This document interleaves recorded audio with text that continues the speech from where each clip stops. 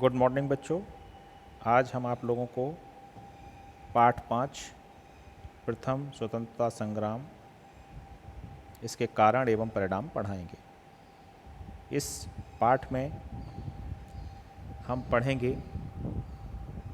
कि किस प्रकार जो अंग्रेज़ों ने भारत में अपना शासन स्थापित कर लिया और 100 साल तक वो अपना शासन करते रहे और किस तरह की समस्याएं भारत में उत्पन्न हो गईं।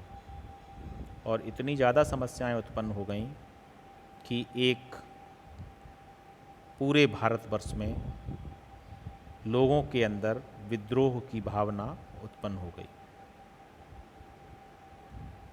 तो जो 1857 में भारत में विद्रोह हुआ, उस समय यहाँ के अंतिम जो गवर्नर थे वो लॉर्ड कैनिंग थे। लॉर्ड डलहौजी के बाद लॉर्ड कैनिंग को गवर्नर बनाया गया था। छोटे मोटे विद्रोह भारत में बहुत सारे हुए थे, जैसे कि बंगाल में सन्यासियों का विद्रोह हुआ था,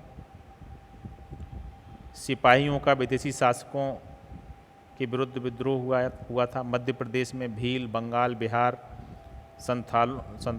में संथालों का, उड़ीसा में कोल, गोंड तथा मेघालय में खासी आदि कई विद्रोह हुए थे। लेकिन जो विद्रोह हुए थे वो सब क्षेत्रीय विद्रोह थे।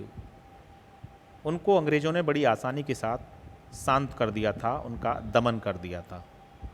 अब बात आती है कि 1857 में जो क्रांति हुई, जिसे भारत का प्रथम स्वतंत्रता संग्राम भी माना जाता है कुछ इतिहासकारों के द्वारा, और हम इसका अध्ययन करेंगे।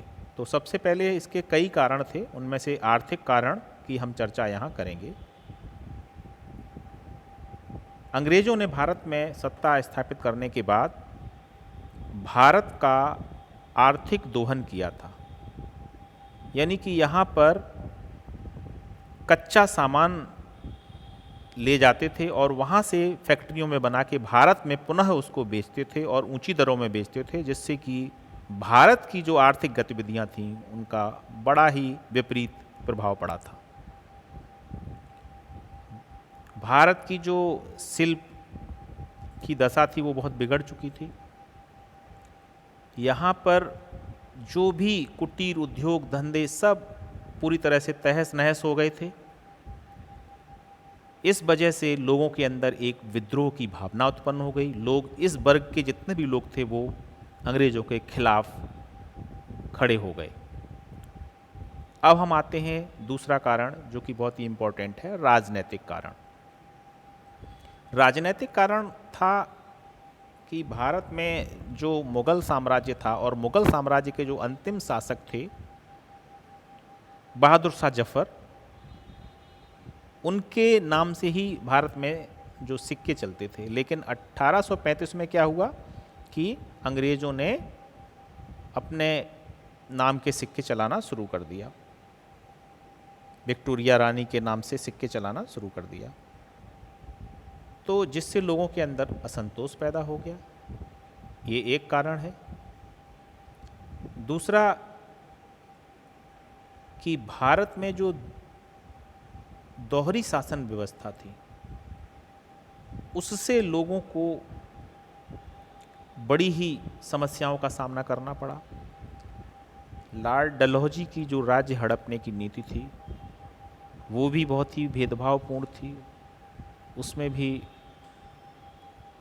राजाओं और क्षेत्रीय जो लोग राजा थे, उनमें बड़ा ही असंतोष और संदेह की भावना उत्पन्न हो गई थी, चाहे वो अवध हो, झांसी हो। तो ये कई ऐसे चीज़ें थी जो लोगों में असंतोष उत्पन्न हो गया था राजनीतिक तौर पे। दूसरी चीज़ क्या थी, जो ऊंचे पद होते थे अंग्रेजी सेना में, वो अंग्रेज़ों को ही मिलते थे। भारत का सैनिक कितना भी योग्य क्यों न हो, उसको वो पद नहीं दिया जाता था। तो इस तरह से हम कुछ राजनीतिक कारणों के बारे में यहाँ पढ़ लेंगे, और इसका एक बहुत महत्वपूर्ण राजनीतिक कारण है कि जो कानून व्यवस्था थी भारत की, वो बड़ी ही खर्चीली, पेचीदी और लंबी प्रक्रिया थी। उसको अंग्रेज़ों ने बहुत ही भारतीय कानून व्यवस्था की बहुत ही अनदेखी की। अब उसके बाद आता है आर्थिक कारण। आर्थिक कारण तो हमने पहले बता दिया। अब सामाजिक और धार्मिक कारण। अंग्रेज भारत की जो अशिक्षा, सामाजिक अनेकता, व्याप्त कुरीतियों, पिछड़ेपन को भारत में तुच्छ समझते थे। इसी सब कारणों से सामान्य लोगों को पाश्चात्य शिक्षा दिलाना भारतीयों को ईसाई बनाने की अंग्रेज़ों की चाल समझी जाती थी। अंग्रेज द्वारा प्रारंभ की गई रेल और डाक व्यवस्था को भारतीयों ने अपने धर्म के खिलाफ ईसाई धर्म का प्रचार प्रसार समझा। ईसाई मिशनरी हिंदू और मुसलमानों का धर्म परिवर्तन कर रहे थे। ब्राह्मण तथा मौलवी पाश्चात्य शिक्षा के प्रसार व प्रभाव के कारण अपनी पकड़ तथा प्रभाव को कम होने की उनको आशंका हो गई थी। 1850 में कंपनी ने एक कानून पास किया कि जो कोई ईसाई धर्म अपना लेगा उसके पैतृक संपत्ति का भागीदार बन जाएगा। सैन्य कारण थे। सैन्य कारण में हम पढ़ेंगे कि किस प्रकार जो सेना थी उसमें भेदभावपूर्ण नीति चल रही थी। जैसे कि मैंने अभी बताया कि जो अंग्रेज सैनिक थे उनको बहुत ज़्यादा वेतन मिलता था और भारतीय सैनिक थे उनको बहुत कम वेतन मिलता था। अंग्रेज़ों ने एक नई राइफ़लों को इस्तेमाल करना आरंभ किया था जिसमें ऐसा माना जाता था कि उस पर सूअर और गाय की लगी होती है, उसको जब मुंह से खोलते हैं तभी वो कारतूस को आप यूज़ कर सकते हो। तो जिससे कि मुस्लिम और हिंदू दोनों ही धर्मों में जो है धर्म को नष्ट होने का एक वो संदेह होने लगा कि धर्म नष्ट हो जाएगा। तो इस प्रकार हम देखते हैं 1857 की क्रांति के कई आर्थिक, राजनैतिक और सामाजिक धार्मिक कारण थे। सैन्य कारण भी हमने बताए। क्रांति की योजना, जैसे झांसी की रानी थी, उन्होंने झांसी में विरोध किया अंग्रेज़ों का, क्योंकि उनके राज्य को लॉर्ड डलहौजी की नीति के हिसाब से अंग्रेज हड़पना चाहते थे। तात्या टोपे को भी अंग्रेज़ों ने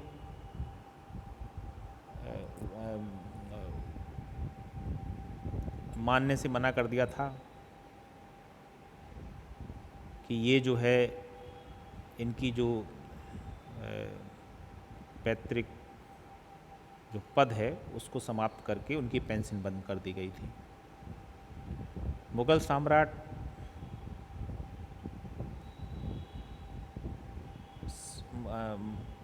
सम्राट शाह बहादुर शाह तथा उनकी बेगम जीनत महल, ये सब लोगों का इसमें बताया गया है कि उन लोगों ने ये सारे जो लोग बताए गए हैं ये योजना यानी 1857 की क्रांति को बनाने में इन लोगों ने सहयोग किया था या योजना बनाई थी। ऐसा कोई अभी साक्ष्य नहीं है, लेकिन ऐसा माना जाता है कि कहाँ कहाँ क्रांति हुई इसके बारे में देखिए यहाँ पे बताया गया है कि सिपाहियों का विद्रोह हुआ, ये मंगल पांडे ने क्या किया, बैरक में जो है बैरकपुर में जो है वो कर दिया, विद्रोह कर दिया अंग्रेज़ों के खिलाफ। बेगम हजरत महल ने लखनऊ में किया, नाना साहब ने कानपुर में किया और जमींदार कुंवर सिंह ने बिहार में किया, दिल्ली में बहादुर शाह जफ़र। तो ये सारी जगह जो इस पर चर्चा की गई है, यहाँ पे विद्रोह हुए और वहाँ पे उस विद्रोह की कमान किसने संभाली इसके बारे में बताया गया है। क्रांति की जो उत्तर प्रदेश में मुख्य मुख्य स्थान थे, कहाँ कहाँ क्रांतियाँ हुई, उसके बारे में आप लोग एक बार देख लीजिए। बैरकपुर, यहाँ पे क्रांति हुई, चर्बी युक्त कारतूस के खिलाफ विद्रोह कर दिया सैनिकों ने। मेरठ में, इलाहाबाद में, फैजाबाद, बहराइच, बरेली, कानपुर, ये जो सारी जगह देख रहे हैं ये क्रांति के मुख्य केंद्र बन गए थे। यहाँ पे क्रांति जो है वहाँ के जो नवाब या वहाँ के जो बड़े ज़मींदार थे या वहाँ के जो राजा थे उन्होंने क्रांति में सहयोग दिया। उसके बाद आजमगढ़ में क्रांति का जो नेतृत्व है बाबू कुंवर सिंह ने किया, झांसी में लक्ष्मीबाई ने किया, रानी लक्ष्मीबाई ने, जैसा कि हमने बताया है। इन सभी जगह पे क्रांतियाँ हुई, लेकिन कहीं ना कहीं जो है अंग्रेज़ों ने उसको दबाने में सफल हो गए। उनको समय लगा लंबा। कुछ समय के लिए ऐसा प्रतीत हुआ जैसे अंग्रेज़ों का शासन उत्तर भारत से समाप्त हो गया है, लेकिन अंग्रेज़ों ने दूसरी जगह में जो इनकी सेनाएं थीं वहाँ से सेनाएं बुलाकर और आंदोलन का जो है दमन कर दिया। अब आता है कि आंदोलन असफल क्यों हो गया। तो आंदोलन की असफलता के कई कारण थे। एक तो भारत में समन्वय नहीं था, जितने भी लोग थे कोई कम्युनिकेशन का जरिया नहीं था कि क्या करना है, कब करना है, कैसे करना है। एक कुशल नेतृत्व की कमी थी।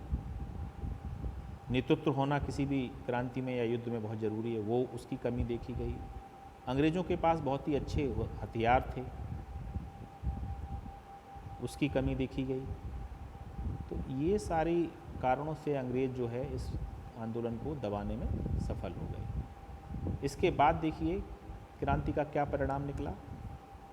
क्रांति का परिणाम यही निकला कि सन 1857 का प्रथम स्वतंत्रता संग्राम भारतीय इतिहास की महत्वपूर्ण घटना थी और इसने एक दौर का अंत कर दिया और एक नवीन दौर शुरू हुआ। प्रादेशिक विस्तार के स्थान पर आर्थिक विस्तार, आर्थिक शोषण का युग प्रारंभ हो गया। सन 57 के विद्रोह का यद्यपि पूर्णतः दमन हो गया, फिर भी भारत में अंग्रेज़ों का साम्राज्य जो था उसकी जड़ें हिला दी थी, लेकिन उन्होंने दोबारा स्थापित कर लिया था। और महारानी विक्टोरिया ने पूरी तरह से भारत में जो शासन था उसको अपने हाथों में ले लिया और जो दोहरी शासन व्यवस्था थी वो लगभग समाप्त हो गई। अब जो है अकाउंटेबिलिटी और संरक्षण सब कुछ अंग्रेज़ों ने अपने हाथ में ले लिया। तो हम यहाँ पे 1857 की क्रांति का अध्ययन इस पाठ में करेंगे और इससे संबंधित जो प्रश्न उत्तर हैं उसको हम आपको PDF के माध्यम से भेजेंगे। आप लोग इस पाठ को अच्छे से पढ़ लीजिएगा और समझ लीजिएगा। इसका हम सॉल्यूशन, इसके क्वेश्चन आंसर को हम आपके पास भेज रहे हैं। Thank you.